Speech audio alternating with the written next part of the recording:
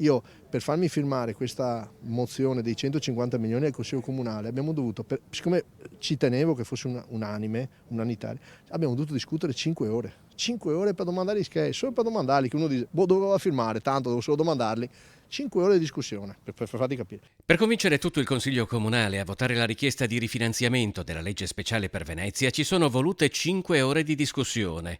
Troppe, secondo il sindaco Luigi Brugnaro, per quello che dovrebbe essere un tema che unisce le forze politiche nell'interesse di una città fragile e preziosa che di quei 150 milioni all'anno ha bisogno davvero. Ho sentito un sacco di proposte, di modifiche, di fare altre leggi. Io ho detto, scusate, magari rifinanziamo la legge speciale, perché se ti metti a discutere in Parlamento, questo o un altro, un'altra legge per un'altra città, magari qualcuno ti dice anche di no, perché ci sono anch'io, ci sono anch'io, ci sono anch'io. Non è per il sindaco, dagli o non dà al sindaco, cioè, io mi abito al Tarù, cioè non è che, cioè, quello che sto dicendo è un bene dell'umanità e dobbiamo davvero remare tutti su questo. Vedo che tanti sono distratti.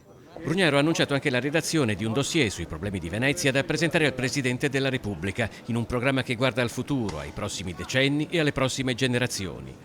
Tra chi propone delle modifiche alla legge speciale, una sorta di aggiornamento ai tempi odierni, c'è il neonato Coordinamento 16 aprile, dalla data di promulgazione della legge nel 1973, che raccoglie diverse associazioni e comitati e tra le varie iniziative ha indetto una manifestazione in Campo Sant'Angelo per quel giorno. Purtroppo qui ci sono i soliti comitati, i soliti noti che sono abituati ad attaccare, a distruggere, cioè perché fanno consenso, vendono i giornali, vendono il volantino, capito?